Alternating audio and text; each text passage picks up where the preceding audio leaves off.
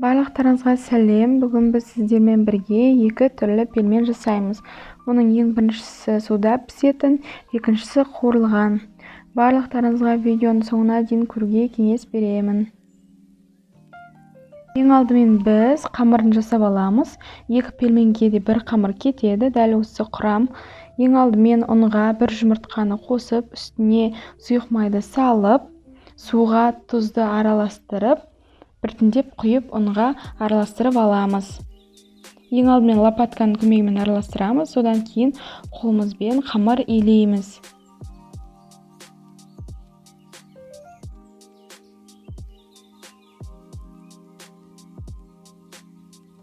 Бізбен қамырды жақсылап илеп аламыз. Басында қамыр беті тегіс болмайды, бірақ уайымдамаңыздар. Бұл қамырды бетін салфанмен жауып, 2-3 рет тындырып, қайта-қайта илеп отырамыз.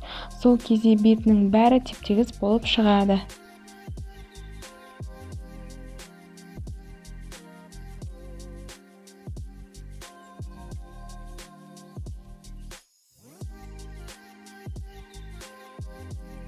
Бізде осында 2 рет илегеннің өзінде беті теп-тегіс болып шықты.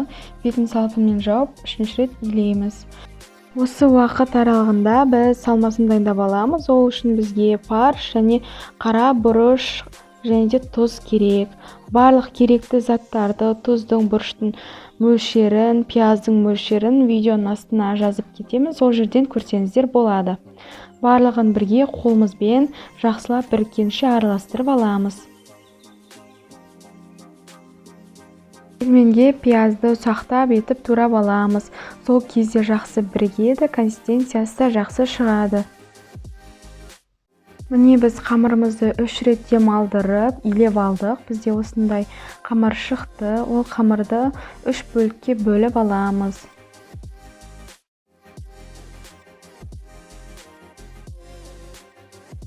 Үш бөлікке бөлінген қамырды жеке-жеке жайып аламыз.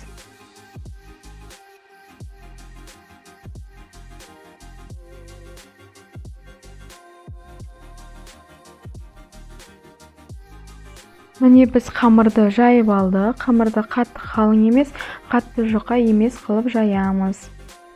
Бізге осындай стакан керек болады. Стаканның көмегімен домалақ формалар жасап аламыз. Бұл домалақ формалар пельменнің әдемі болып шығуына көмектеседі.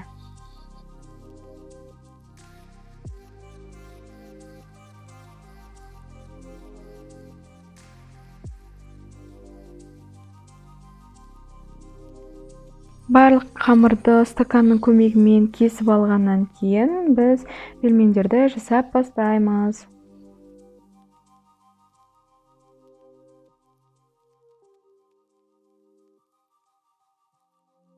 Фаршты салғаннан кейін екі жақ шетін жақсылап біріктіреміз. Егер де жақсылап бірікпеген жағдайда пельмендер суға салған кезде ашылып кетуі мүмкін. Жасап жатқан пельменнің мөлшері көп болғаннан кейін бір бөлігін пісіріп алып, ал қалған бөлігін тоңазытқышта қатырып алсаңыздар да болады.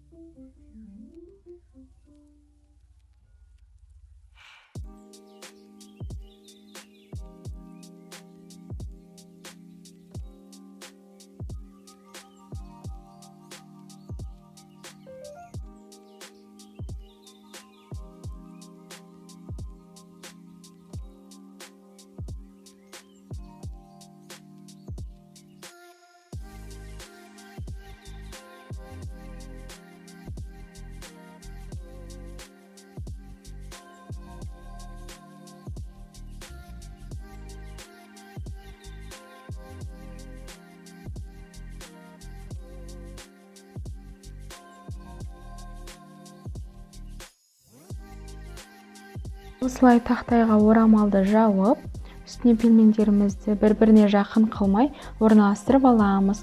Тоңазытқышта салып қатырып аламыз. Қатқаннан кейін бұл пельмендер бір-біріне жабыспайтын болады. Сондықтан оны бір салфанға салып, мұздатқышта өзіңіз қалаған уақытта қолдансаңыздар да болады. Пельменді пісіріп аламыз. Ол үшін бізге қайнап тұрған суға приправаны салып, үстіне қалауларыңыз бойынша тұз себесіздер. Пельмендердің барлығын салып 10 минут пісіріп аламыз.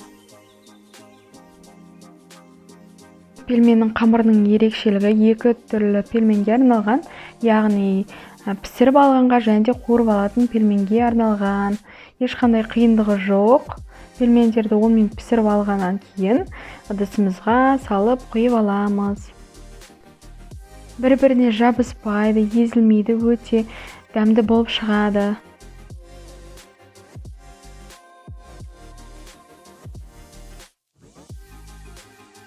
Пельмен дайын болғаннан кейін үстіне аскөк сепсеңіздер болады. Менде укроп және де майонезді қолдандым. Біздегі екінші пельмен түрі қуырылған пельмен. Ол үшін біз бағанағы 3 бөлікке бөлінген қамырдың бір бөлігін алып, жайып аламыз. Кішкене қалыңырақ қылып, бөліп, төртбұрыштап үстіне фаршты орналастырып, түйіп аламыз. Тоңазытқышта қатырып қойсаңыздар да болады. Бұл пельмендерді тоңазытқышта қатырып, немесе балғын түрінде қуырсаңыздар болады. Майды қатты қыздырып аламыз. Қызып тұрған майға пельмендерімізді салып, екі жағын қызартып, қуырып аламыз.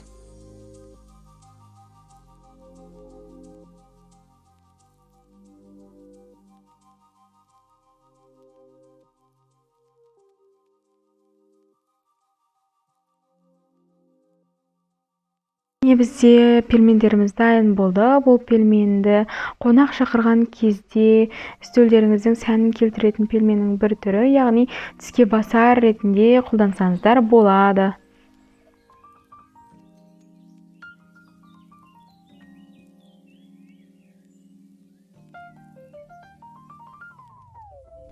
Тек қана бір қамырды қолданып, екі түрлі пельмен жасадық.